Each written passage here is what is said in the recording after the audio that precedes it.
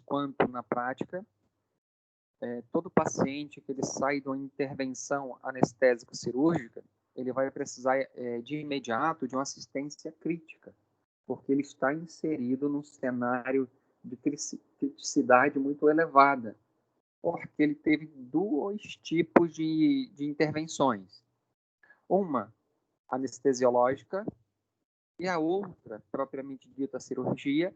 E todas essas duas circunstâncias vão fazer com que o meu paciente ele seja espoliado, ele tenha assim uma debilidade instalada sobre o seu organismo, quer seja pela anestesia, que vai deprimir o sistema nervoso central, quer seja pelas agressões propriamente dito do ato intervencionista chamado ato cirúrgico. Porque, querendo ou não, ao se realizar uma cirurgia, todos aqueles tempos cirúrgicos de diérese, que é a separação tecidual, hemostasia e sutura, nós estamos alterando a anatomia do nosso paciente. Nós estamos seccionando tecidos, então nós estamos praticamente agredindo para gerar aí um ato de intervenção cirúrgica com o intuito de melhora. Nosso objetivo é melhorar o nosso paciente, mas para tanto nós precisamos agredi-los e até mesmo deprimir o seu sistema nervoso central para que ele não venha sentir dor. Então, todo paciente que passa pela intervenção anestésico cirúrgica, ele vai ser um paciente que ele vai apresentar algumas problemáticas, entre elas respiratória e circulatória. Óbvio, já somos conhecedores que essas duas funções, a respiratória e a circulatória, ela é coordenada de uma forma geral pelo nosso cérebro, e o seu centro de controle principal é o que nós chamamos de bulbo. O bulbo ele é o centro de controle cardiorrespiratório. Então, quando nós temos uma debilidade instalada sobre o sistema nervoso central, este, por sua vez, vai ter o rebaixamento do sentido de vigilância gerado aí pelo bulbo e o nosso paciente entra num cenário crítico, precisando aí de intervenções mais específicas aí no cuidar na sala de recuperação pós-anestésica.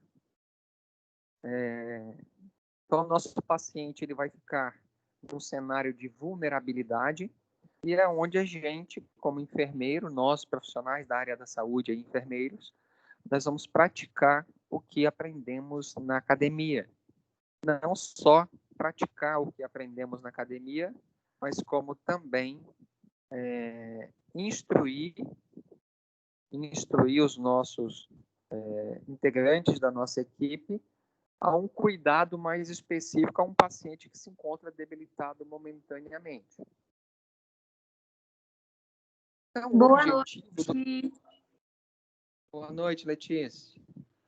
O objetivo do enfermeiro, neste momento, é treinar a sua equipe com um olhar tão crítico que seja capaz de, numa avaliação momentânea, determinar o que está acontecendo com o nosso paciente e, ao mesmo tempo em que gera essa determinação, já vai estar atuando de uma forma imediata, gerando a solução de um possível problema. Então, é uma equipe que precisa ser bem treinada para ser bem proativa. E quando falamos de um paciente que adentrou a sala de recuperação pós-anestésica, nós vamos trabalhar dentro da sala de recuperação pós-anestésica 3 situações, que a primeira é a recepção do paciente, como que deve ser feito, o que acontece com o paciente no período de permanência dele lá dentro e, numa etapa final, o que nós estaremos avaliando para que ele tenha alta da nossa sala de recuperação pós-anestésica. Quando o nosso paciente ele é recepcionado dentro da nossa sala de recuperação pós-anestésica, ele vai vir de uma sala cirúrgica. Então, nós já temos um entendimento que ele vai vir debilitado. Seu sistema nervoso central está rebaixado e ele está, assim, tem os seus mecanismos fisiológicos protetores, ou seja, o paciente muitas das vezes ele está acordado, numa escala de Hansen bem profunda, e aí o que acontece neste momento de recepção? Acontece uma pequena passagem de plantão, e tudo começa pela identificação do paciente. Você vai falar quem é o paciente, qual foi a intervenção cirúrgica, o diagnóstico do médico, a duração do procedimento, que tipo de técnica foi utilizada para gerar o processo anestésico. Esse paciente foi submetido à anestesia geral ou a uma anestesia raquidiana ou até mesmo anestesias combinadas. Começou com a RAC, mas a intervenção cirúrgica perdurou por muito tempo, havendo a necessidade de ser submetido à anestesia geral. E é interessante também nós realizarmos assim um breve relatório das medicações que foram utilizadas neste paciente. É muito importante nessa passagem de plantão ser sinalizado que ele foi utilizado aquelas medicações que deprimem o sistema nervoso central, um diazepam, um dormonide, fentanil, a remifentanil, são medicações que elas vão deprimir o sistema nervoso central, gerando um período de inconsciência profunda. E nós sabemos que quanto mais inconsciente o nosso paciente, mais ele estar sendo, maior vai ser a necessidade de cuidados prestados a esse paciente. Posição cirúrgica. Algumas de vocês observaram muitas das vezes a gente ajeitando o nosso paciente na mesa cirúrgica e é muito importante nós, nessa passagem de plantão, sinalizar qual foi a posição cirúrgica do paciente, porque isso vai nortear alguns cuidados dentro da sala de recuperação pós-anestésica. Se usou bisturi, se teve utilização da placa, se o paciente perdeu muito sangue no intraoperatório, se teve alguma intercorrência, que acontece realmente uma passagem de plantão. E vamos pensar aqui no nosso último tópico aí, recomendações especiais sobre o pós-operatório. Vamos pensar que o nosso paciente adentrou o centro para fazer uma biópsia hepática. Se essa informação for suprimida, biópsia hepática. Cuidado específico para um paciente que foi submetido a uma biópsia é simplesmente, quando ele chegar na sala de recuperação pós-anestésica, ele deitar sobre o seu lado direito. Por quê? Porque a biópsia hepática ela é realizada através de um sistema de punção e aspiração. Você enfia uma agulha calibrosa e longa entre os espaços intercostais e você perfura o fígado. Aí você pega essa agulha que você perfurou o fígado, conecta uma seringa e aspira um pedaço do fígado. Ou seja, você está biopsando o fígado. Então, este fígado, que agora está cheio de perfurações, porque o cirurgião tirou 3, 4 pedaços dele através das biópsias, ele pode sangrar de uma forma aí que pode gerar uma hemorragia, vamos assim dizer. No entanto, quando você coloca o paciente deitado no decúbito lateral direito, aonde você gerou as perfurações no fígado, vai estar encostado na parede interna do nosso abdômen. Ou seja, você está fazendo a compressão direta simplesmente por observar um posicionamento no leito. Então, existem casos especiais que algumas orientações e recomendações precisam ser passadas para que, por exemplo, nós possamos executar cuidados com segurança para o nosso paciente. Toda vez que nós realizarmos a recepção ou a transferência de um paciente para essa sala, nós precisamos aplicar nele o ABC da emergência. Já somos conhecedores que o ABC da emergência significa A, vias aéreas, B, as vias aéreas estão abertas e ele está respirando. O B, então, fala de permeabilidade das vias aéreas. E o C, circulação. Somos entendedores o suficiente desde o quarto período que ventilação e circulação, em certo momento, elas se encontram num processo que a gente chama de hematose, e ela permite o que nós chamamos de pilar da difusão. Ou seja, se eu não tenho via aérea pérvia e aberta, o coração vai acelerar, fazendo com que mais sangue passe pelo pulmão. Mas não vai adiantar nada, porque as vias aéreas não estão pérvias. Se eu tenho via aérea pérvia e eu não tenho circulação, vai acontecer a mesma coisa. O coração vai acelerar, respiração vai gerar um ataque de espinéia. O que eu quero falar para vocês é o seguinte: quando a gente pensa em vias aéreas, a gente pensa em depressão por causa da anestesias. E quando a gente pensa em circulação, a gente pensa em hemorragia gerada pela intervenção cirúrgica propriamente dita. Então, nós temos que entender que toda vez que um paciente adentra uma sala cirúrgica, ele poderá ter os pilares da ventilação e perfusão alterados por intercorrência cirúrgica e anestésica. Os anestésicos vão sedar o sistema nervoso central, logo alterará a dinâmica respiratória. Se alterou a dinâmica respiratória, consequência disso, a circulatória também ficará alterada. Se a cirurgia está sangrando, nós vamos alterar a circulação, consecutivamente alterará o padrão respiratório. Então, é importante o ABC da assistência emergencial, sim, porque nós vamos analisar e se faltar sangue e oxigênio, logo eu vou ter uma sintomatologia sobre o meu paciente. Seu nível de consciência estará alterado, a coloração da pele alterará. Vamos dar um exemplo aqui de coloração de pele.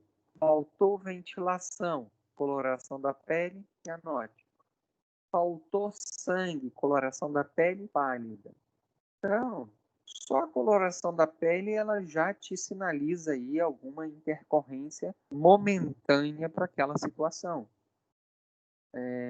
Infusões venosas, condições do curativo cirúrgico, tudo isso nós precisamos extrair neste momento em que nós estamos recebendo o paciente, nós estamos aplicando o ABC da emergência e nós estamos observando, extraindo informações sobre infusões venosas, quanto solução foi infundida nesse paciente. A investigação do curativo, ela pode me sinalizar uma perda de sangue. Posicionamento de sondas, drenos e catéteres. Parece assim fútil falar sobre sondas, drenos e catéter, coisas tão simples, mas são coisas simples que, se não observarem os mínimos cuidados, geram transtornos sinistros. A gente vai comentar sobre alguns. A permanência do nosso paciente dentro da sala de recuperação pós-anestésica será ou terá como objetivo manter um padrão assistencial, e este padrão assistencial ele é estabelecido através de um diagnóstico situacional. O que é isso? Nós recebemos o nosso paciente, nós avaliamos o nosso paciente, nós coletamos um monte de informação e agora eu vou traçar os cuidados. E o interessante é que esses cuidados eles são seriados.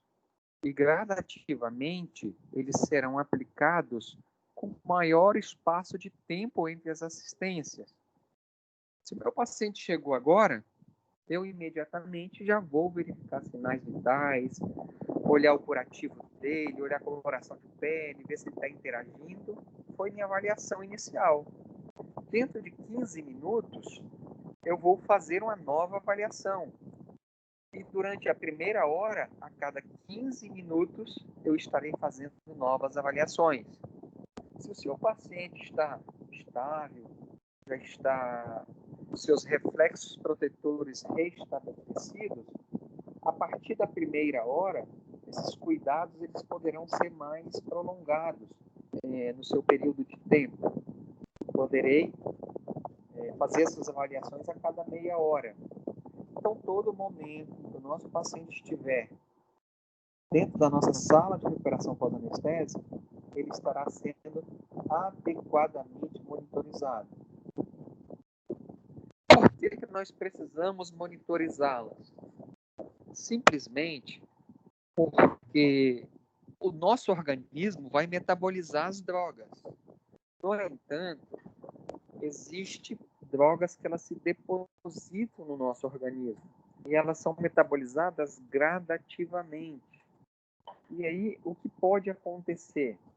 Várias medicações, elas podem sofrer um processo que a gente chama de somatização de efeito residual.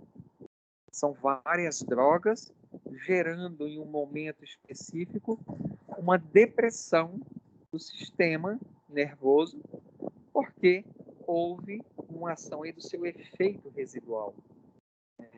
Então, o que acontece? Vai deprimir o sistema nervoso central e o meu paciente vai ter dificuldade de manter hemodinâmica e padrão respiratório adequado.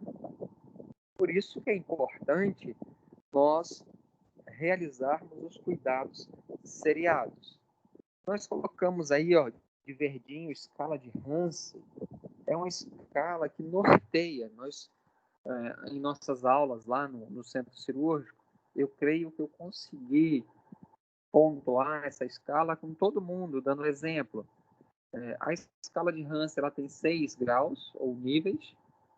Cada nível que aumenta, 0, 1, 2, 3, 4 e assim por diante, significa que o meu paciente está mais sedado. Quanto mais sedado, mais depressão do sistema nervoso central. Quanto maior a depressão, maior a necessidade de intervenção crítica. Então, se o meu paciente, por exemplo, tem escala de Hansen 1, ele vai receber menos cuidados intensivos do que um paciente que tem escala Hansen 6.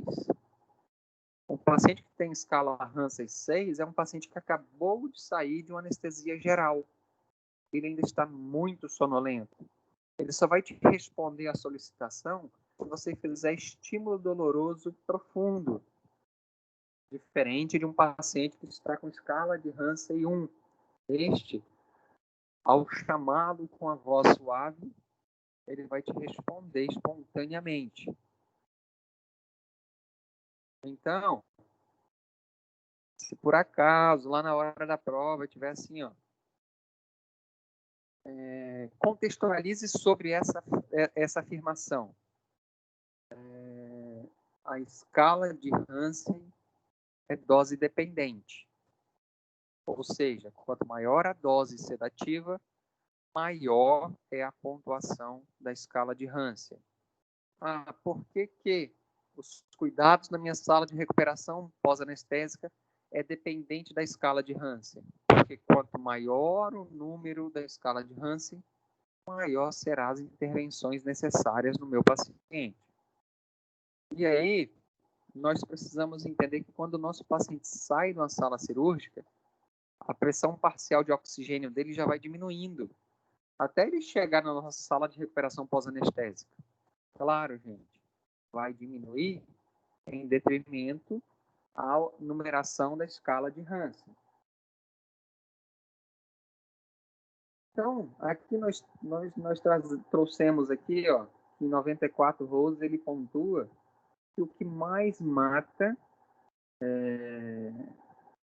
dentro de um centro cirúrgico aí, ó, é depressão respiratória seguido de complicações circulatórias. Então, nós, enfermeiros, nós precisamos de uma forma assim exponencial, detectar sinais de hipóxia e hipoxemia. Hipóxia, falta de oxigênio tecidual, hipoxemia, falta de oxigênio circulante. E muitas das vezes, atitudes simples, como hiperextensão do pescoço ou a simples colocação de um aguedel, minimiza exponencialmente esses riscos. Nós analisamos que existem vários tipos de medicações. Por exemplo, nós pontuamos aqui os prostigmines. Os prostigmines são medicações antagonistas dos relaxantes musculares. Nós temos aqui também os próprios anestésicos. O que os anestésicos fazem? Os anestésicos eles fazem vasodilatação generalizada. E aí, não é difícil de entender que quando o nosso paciente está submetido a uma anestesia, quer seja regional ou quer seja geral, nós teremos instalado no nosso corpo vasodilatação. De imediato, o sangue vai vir para a periferia porque os vasos sanguíneos perderam o tônus de controle e este controle era gerado pelo bulbo. Como houve supressão dos estímulos bulbares, os vasos sanguíneos se dilatarão, o sangue se acumulará, permanecerá na periferia. E o interessante é que a periferia, neste momento da intervenção cirúrgica, está exposto a uma situação fria. E aí o nosso paciente começa a apresentar cenários de hipotermia. A hipotermia não é bom para o nosso paciente, porque quando ele passa muito tempos cirúrgicos prolongados, exposto ao frio, o que acontece com os vasos sanguíneos? Faz um processo de vasoconstricção.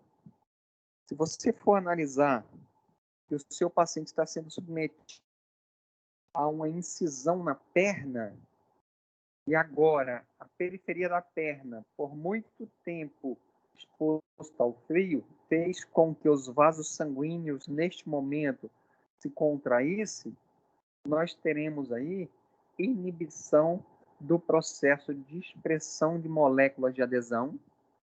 As células de defesa não vão se aderir adequadamente ao endotélio vascular por falta dessas moléculas de adesão e não gerará o processo de apedese, que é o quê? Atravessar o vaso sanguíneo lá na perna onde está sendo feita a cirurgia e combater os micro-organismos naquele sítio cirúrgico. Por que a célula não faz o processo de apedese? Porque a hipotermia alterou a seletividade vascular, impedindo com que as células de defesa atravessassem o endotélio, indo combater o sítio cirúrgico de possíveis invasores. Então, os nossos pacientes, ao chegar na nossa sala de recuperação pós-anestésica, eles precisam ser aquecidos.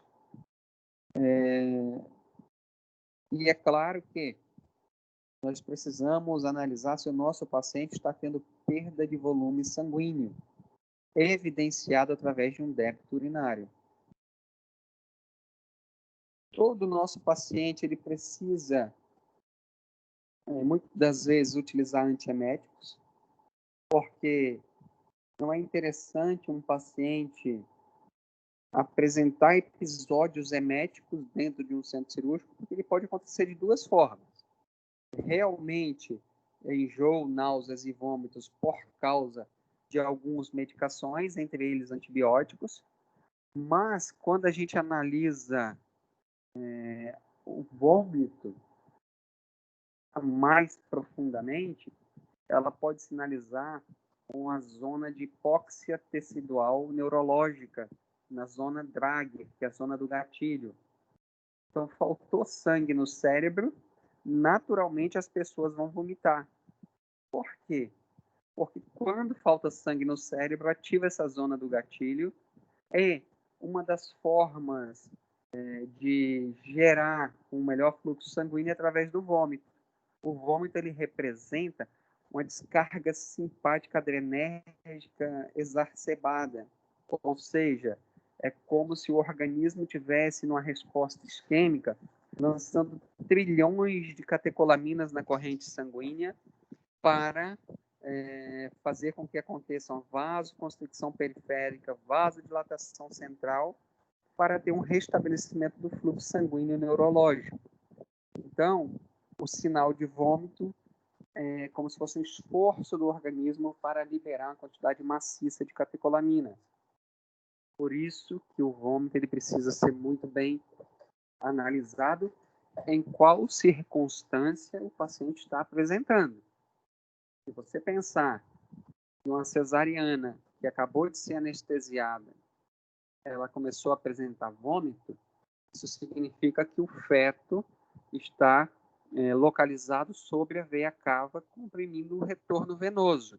Então, você precisa lá dar uma empurradinha de lado para melhorar o fluxo sanguíneo.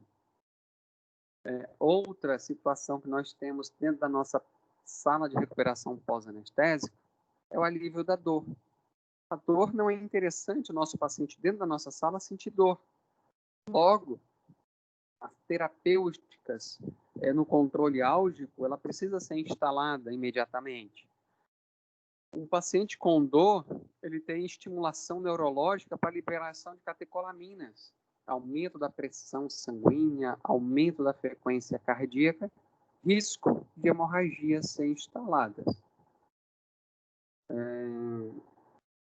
Todas as intercorrências que acontecem dentro dessa sala de recuperação pós-anestésica, ela precisa ser anotada, ela precisa ser trabalhada, ela não pode ser apenas observada.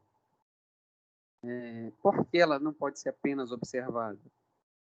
Porque a gente precisa agir de forma proativa através de registros e ações com o intuito de, nesta observação em que você verificou no seu paciente, você gerar processos de educação continuada que visem a segurança assistencial ao nosso paciente.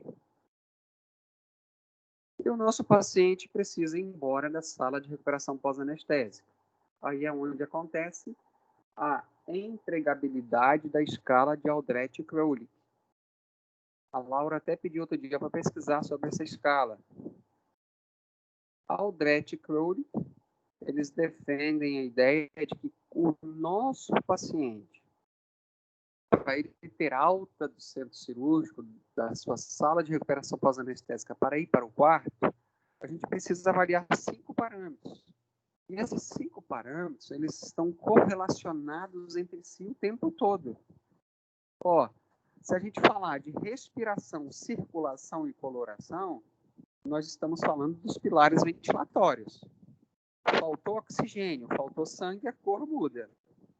E aí, se a gente pensar na atividade muscular, a atividade muscular altera a dinâmica respiratória, altera a dinâmica circulatória de que forma? Vamos pensar numa raquianestesia que anestesiou alto e atrapalhou a contração muscular do diafragma. Logo, eu terei uma alteração na dinâmica respiratória. E a própria anestesia, ela faz vasodilatação. Então, eu preciso ter uma circulação adequada. Então, se o meu paciente não tem atividade muscular, significa que os vasos sanguíneos estão dilatados e a hemodinâmica deste paciente ainda não está estabilizada. E, por último, a consciência. Se a atividade muscular não está normal, alterando os padrões da perfusão e ventilação, vai faltar oxigênio neurológico e a coloração do meu paciente alterará. Então, cada parâmetro desse vale 2 pontos. No índice de 10, quando o meu paciente tem 9 pontos, ele já está apto a alta da sala de recuperação pós-anestésica. Aqui nós temos cada um dos parâmetros. Quando pontuamos a atividade muscular, ó, movimentos 4 membros, 2 pontos. Então, o meu paciente, para movimentar os 4 membros, ou ele já teve o efeito da raquianestesia eliminado, o paciente já está movimentando as pernas, o braço nunca deixou de movimentar, porque era raquianestesia, ou ele está tendo aqui uma cessação do efeito depressor de uma anestesia geral. A anestesia geral já passou, ele consegue mexer perna e braço. Então, ele já tem 2 pontos. Movimenta 2 membros. Quando o paciente movimenta 2 membros, fez raquianestesia, ele só mexe os braços, então ele tem 1 ponto. Ou quando ele não mexe nada, aí ele tem 0 ponto. Quando que ele não mexe nada? Quando a geral acabou de ser realizada no paciente, ele não consegue mexer braço, nem perna, nem nada. Respiração, ó. É capaz de respirar profundamente, de tossir livremente. Existe um ditado dentro do centro cirúrgico que diz assim, ó. Como é que é? Chorou e tossiu, o anestesista sorriu. Isso aqui é um ditado para crianças, quando está saindo do geral. Se a criança tossiu e chorar, significa que ele já está bem superficialzinho aí, ele não vai ter complicações respiratórias. Se o seu paciente tem dificuldade de dispneia ficou redundante, né? Se ele apresenta dispneia ou limitação da respiração, ele vai ter 1 ponto. Quais são os casos? Acabou de sair na cirurgia geral. Foi para a sala de recuperação pós-anestésica. Ele não consegue respirar espontaneamente. Você precisa colocar guedel e um oxigênio nele. Porque se você deixar ele sem esses dispositivos, ele vai ter dificuldade respiratória. Se ele tiver apneia, 0 de ponto. É importante nós, ao adentrarmos com o nosso paciente na sala de recuperação pós-anestésica, avaliarmos a pressão. Porque é permitido ter uma variação mínima de pressão, ó, 20%. Então, 20% o nosso paciente ainda tem 2 pontos. Passou de 20% de variação até 49%, ele vai para 1 ponto. E se a pressão arterial estiver acima de 50% do nível pré-anestésico, 0 ponto. Um exemplo, entrou no centro cirúrgico com uma pressão de 100 por 70. Agora ele está dentro do centro cirúrgico com uma pressão de 160 por 100. Ele não pode ter alta da sua sala de recuperação pós-anestésica. É um paciente que está em risco de hemorragias por causa do fluxo sanguíneo turbulento gerado pela elevação da pressão. Então, precisa se tratar essas causas aí. Consciência, ele estando lúcido tem 2 pontos. Se ele só desperta quando chamado, 1 ponto. Se ele não responde nada é porque ele morreu. Brincadeira. Está bem deprimido. 0 ponto. E a saturação aí a gente vai estar sempre analisando em questões do oxímetro no dedo do paciente. Saturações acima de 92, 2 pontos. Abaixo de 90, 1. E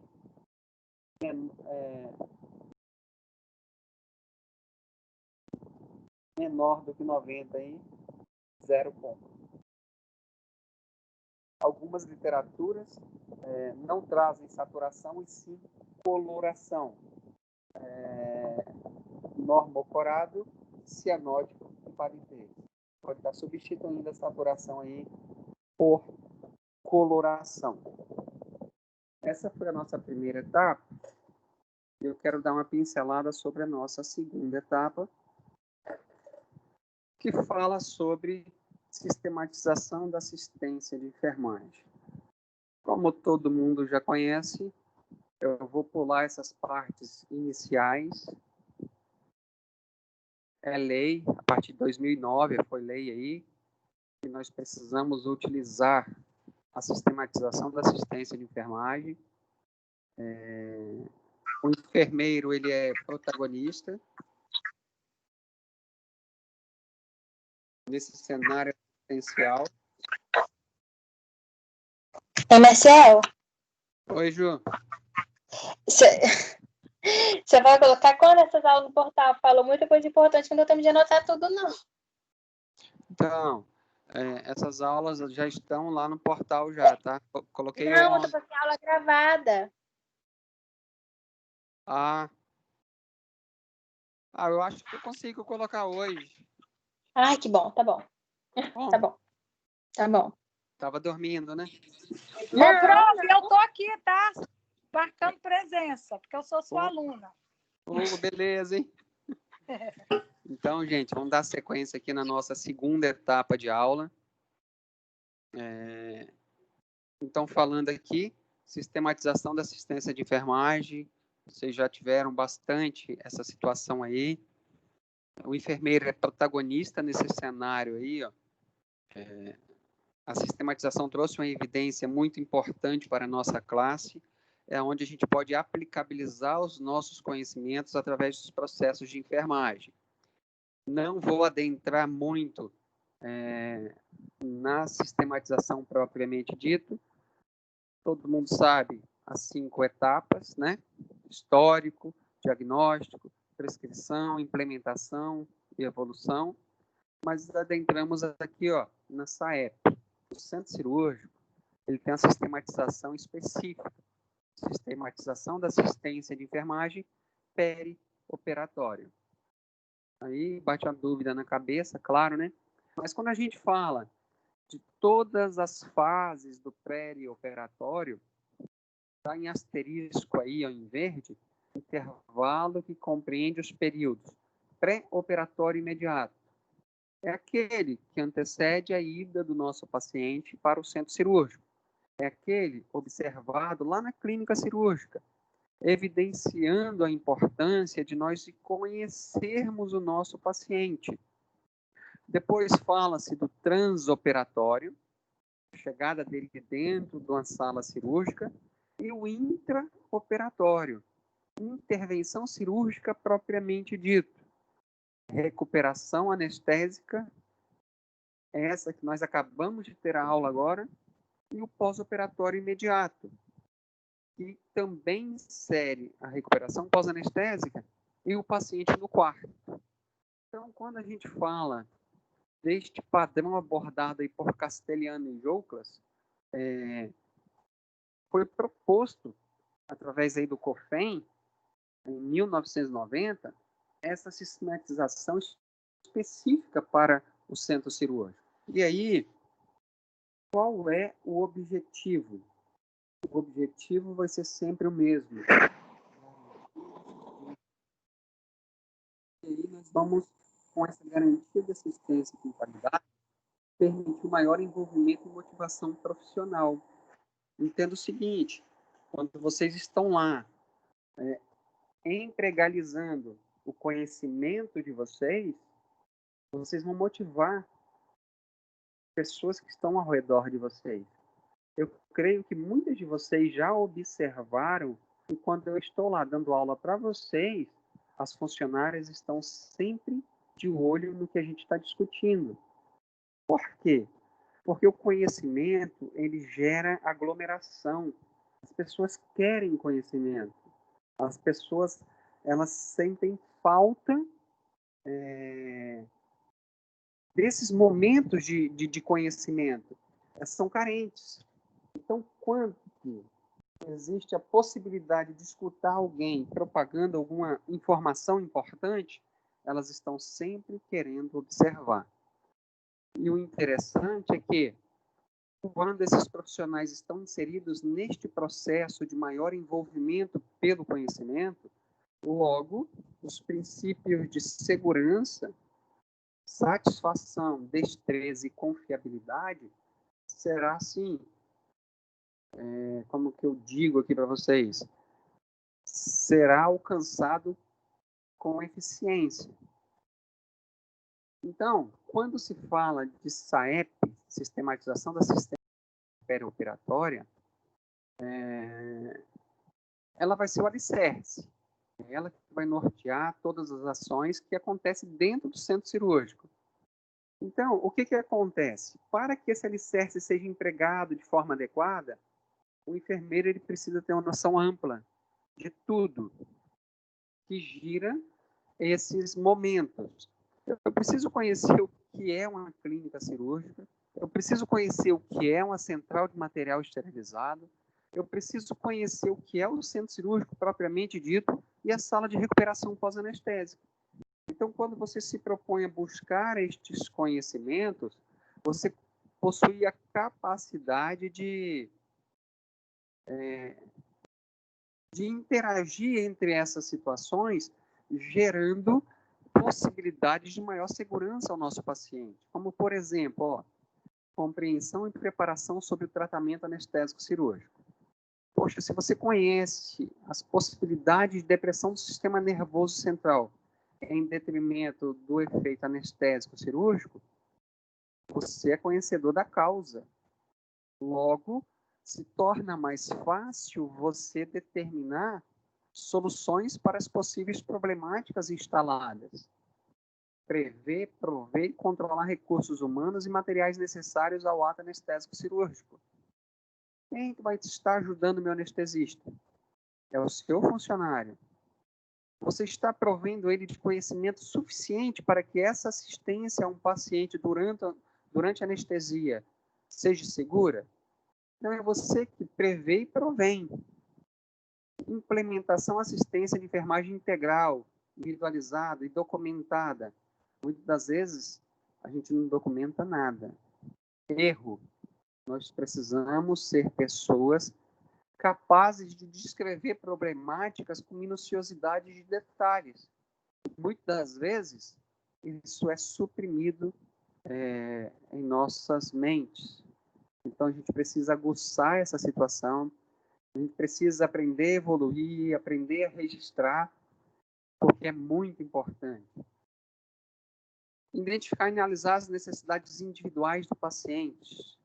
Cada paciente possui uma peculiaridade que, quando observada, vai gerar maior segurança.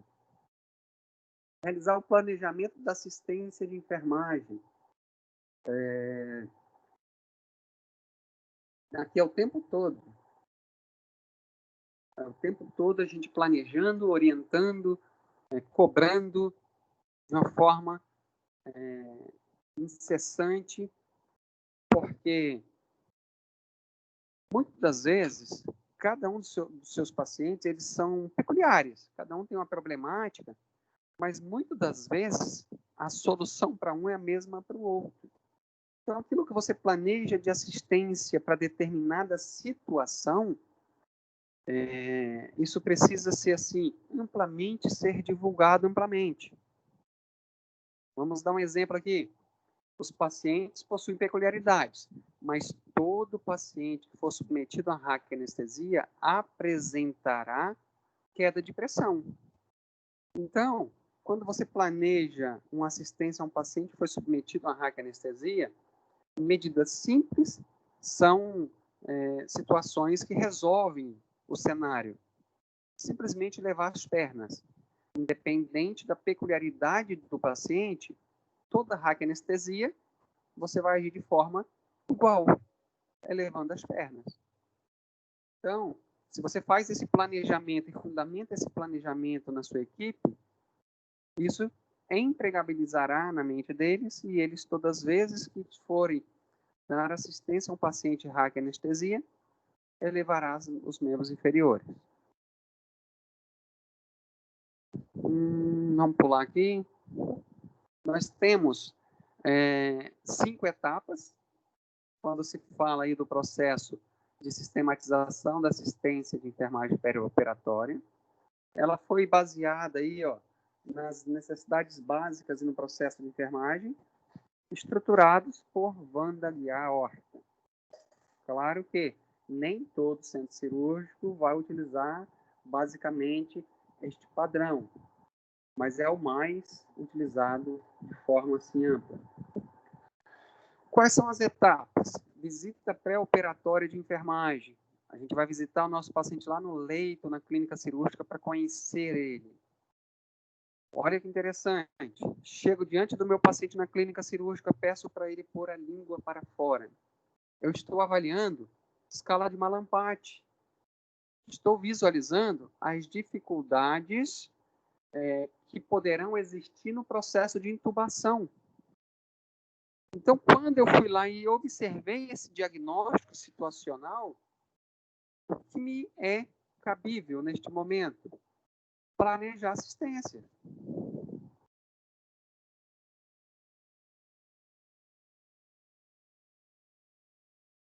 Planejar assistência perioperatória. Ou seja, se eu conhecia o meu paciente na clínica, eu, lá no ato da anestesia, eu já sei que eu vou ter uma dificuldade assim enfrentada. Então, eu já vou preparar todos os subterfúgios necessários para essa intervenção. Por quê? Porque a minha visita situacional, lá, a minha visita pré-operatória, eu consegui observar no diagnóstico situacional que eu poderia ter complicações. Lá mesmo já comecei a planejar a minha assistência. E aí eu vou implementar essas assistências no ato da anestesia. Então, são 5 etapas que nós vamos avaliar aqui. Basicamente, as mesmas 5 do outro processo, só que de uma forma assim, mais específica. A avaliação da assistência por meio da visita pós-operatória de enfermagem e a reformulação da assistência a ser planejada segundo os resultados obtidos, e, na verdade, aí seria a evolução do quadro do nosso paciente. Então, olha só, período pré-operatório imediato, conhecendo o nosso paciente lá na clínica cirúrgica. O que nós vamos observar? Quais são os fatores a ser observado? O porte da cirurgia. É uma cirurgia de pequeno porte, médio ou grande porte? Cirurgias de grande porte, possibilidade de riscos de perdas de grandes quantidades de volemia. Duração do procedimento. Quanto mais tempo, maior o cenário hipotérmico. Tipo de anestesia. Geral, regional. A geral vai deprimir mais todo o meu organismo. A RAC, menos. Então, tudo isso eu estou considerando apenas. Estado físico geral do nosso paciente. Caquético, emagrecido. Pele e osso. Então, se ele é pele e osso, e o procedimento vai durar muito tempo, logo, uma pessoa que é muito magrinho, ele vai ter um cenário hipotérmico maior, porque ele não tem tecido adiposo para neutralizar a perda térmica. Então, tudo isso a gente precisa observar, ó, estado nutricional, gravidade da doença cirúrgica, risco no transoperatório. Vamos dar um exemplo aqui, riscos no transoperatório. O nosso paciente vai fazer remoção do esôfago, esofagectomia total. E para descolar o esôfago, em certo momento, o cirurgião vai enfiar a mão por dentro do tórax do paciente, vai abrir a barriga do paciente, o abdômen, né? Vai enfiar a mão ali por baixo e vai, atravessar o tórax, vai descolar o esôfago, encostando no coração. Olha o risco no transoperatório. O paciente pode ter uma fibrilação se você encostar nele, no coração dele. Então, tudo isso precisa ser avaliado. E a avaliação de todos os riscos se torna imprescindível para a gente traçar metas para minimizar ou prevenir possíveis complicações. Então, é lá, neste momento, onde nós estaremos fazendo a entrevista, o exame físico, que nós vamos orientar o nosso paciente. Eu acho que algumas de vocês, por exemplo, já fizeram um ambulatório cardiológico junto com o professor Alessandro. Olha a nossa última frase: estimular o paciente ao autocuidado. O que vocês orientaram lá no ambulatório cardiológico? O paciente vai ser submetido a uma cirurgia. Lembre-se, depois da cirurgia, quando você for tossir, você precisa abraçar o seu tórax para que você não sinta muita dor. Então, tudo isso a gente vai fazer no pré-operatório. Observar os fatores de risco e orientar o nosso paciente para que lá, depois da cirurgia, ele não tenha dificuldade no seu processo de recuperação pós-operatória e no transoperatório você possa usar dessas informações para traçar cuidados específicos.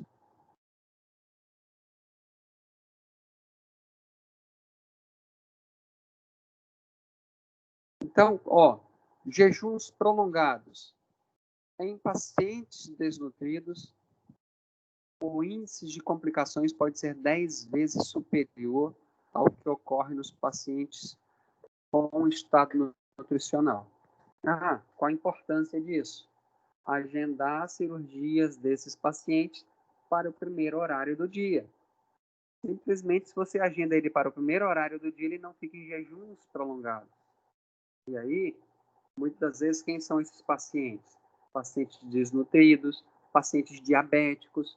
Então, são observações que a gente colhe lá no nosso pré-operatório, no momento da anamnese e da entrevista, que vão fazer com que nós tomamos atitudes para programar uma cirurgia o máximo segura possível. Então, depois de coletar todos os dados, nós vamos fazer um plano de cuidado peculiar, considerando os problemas de enfermagem que necessitam de intervenções. É a partir deste monte de informações coletadas que a gente vai elaborar o nosso histórico de enfermagem, realizando aí o exame físico, e nós vamos identificar os diagnósticos. Em cima de diagnósticos, nós vamos prescrever para o período transoperatório. Período transoperatório e período intraoperatório. Poxa, dá até uma discursiva de prova, né? O transoperatório compreende desde o momento em que o paciente é recebido no centro cirúrgico até a saída da sala cirúrgica.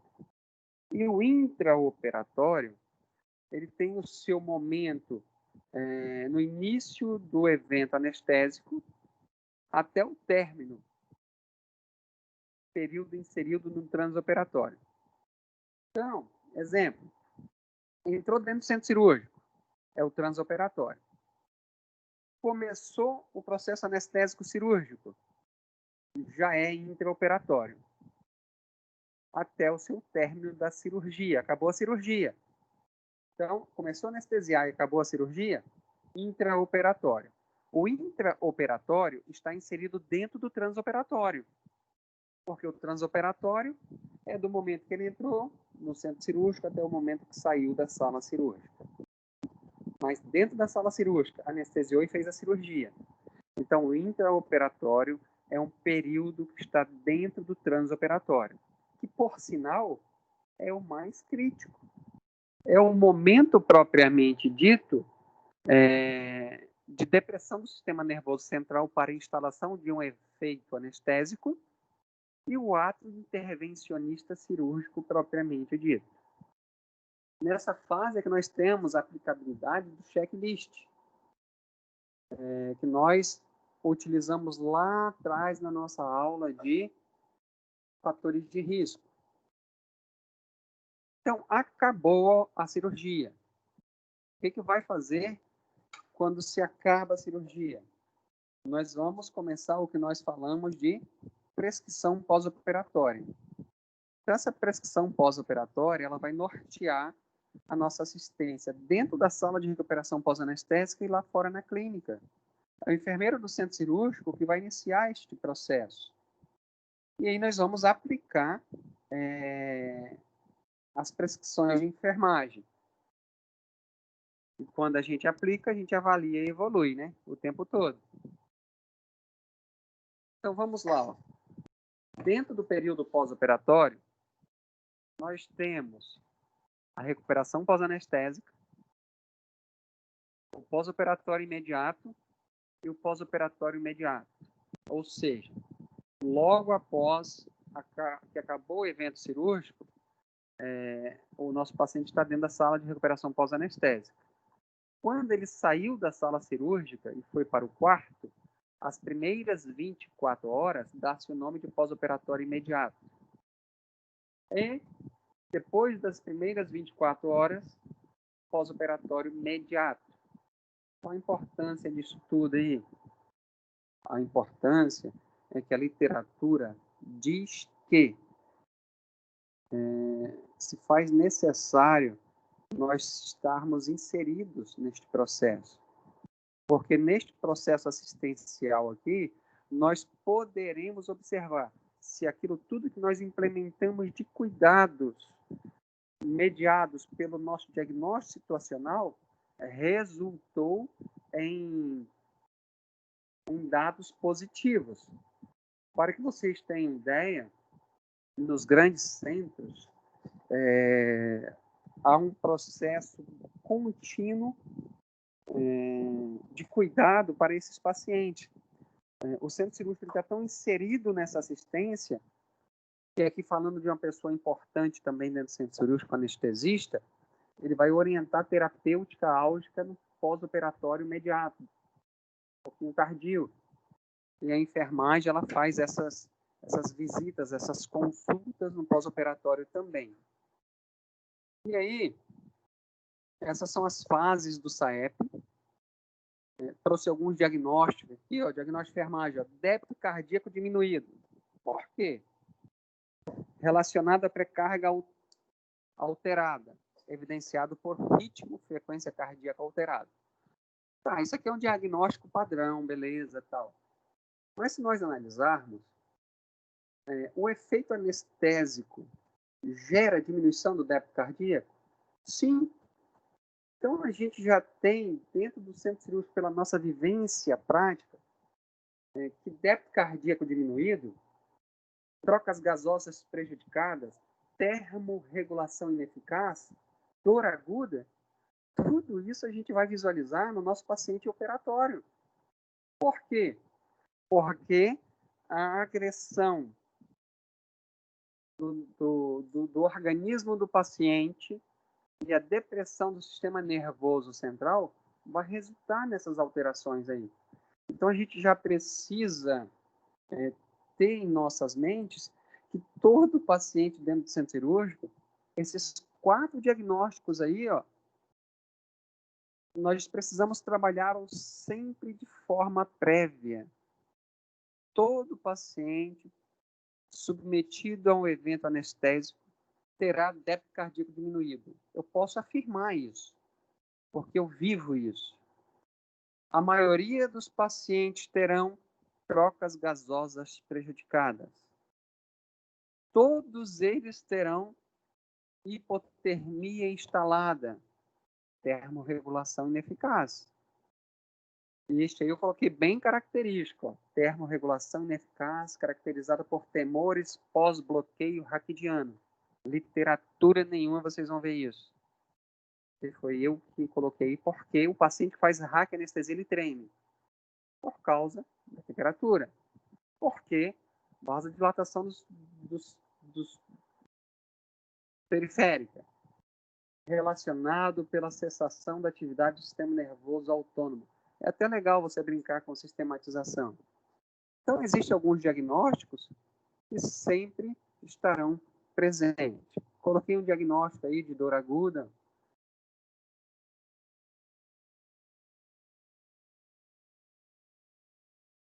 E, por hoje, é basicamente isso daí.